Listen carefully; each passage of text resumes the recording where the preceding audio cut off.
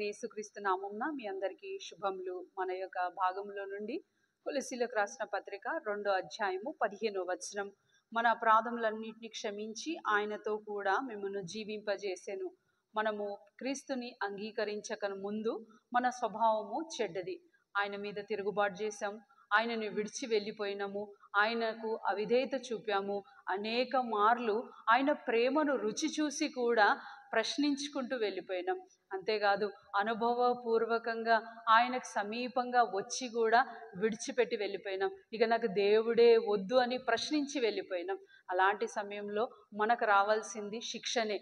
కానీ ఆ శిక్షను ఆయన ఏం చేశారంటే, ఆయన మనల్ని ఎంతో ప్రేమించారు కాబట్టి, జగత్తు పునాది వేయబడక మునిపే నీ గురించి, నీ యొక్క లక్షణముల గురించి ఆయన బహుగా ఎరుగును కాబట్టి ఆయన ఎంత ప్రేమించారంటే, నువ్వు ఆ పాపానికి దాసత్వంలో ఉండొద్దని ఆ శిలువ మీద, ఏ శిలువ మీద అయితే ఆయన మరణానికి అప్పగించాడో ఆ శిలువ మీద నీ పాపం నుంచి రావాల్సిన శిక్ష యావత్తు కొట్టివేసినాడు.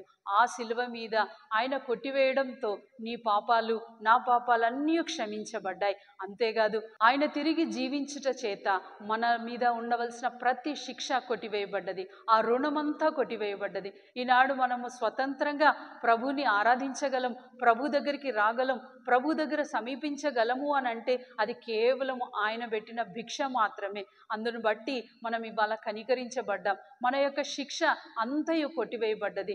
రండి, ప్రభు దగ్గరికి వచ్చి మన అపరాధములను క్షమించిన దేవుణ్ణి హృదయమారా ఆరాధించి మన యొక్క శిక్షను కొట్టివేసినందుకు కృతజ్ఞతాస్తుతులు చెల్లిద్దాం.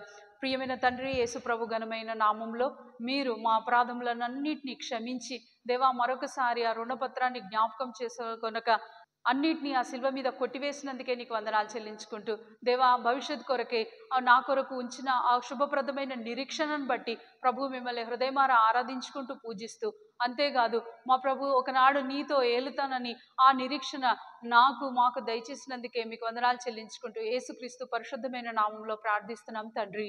ఆమేన్.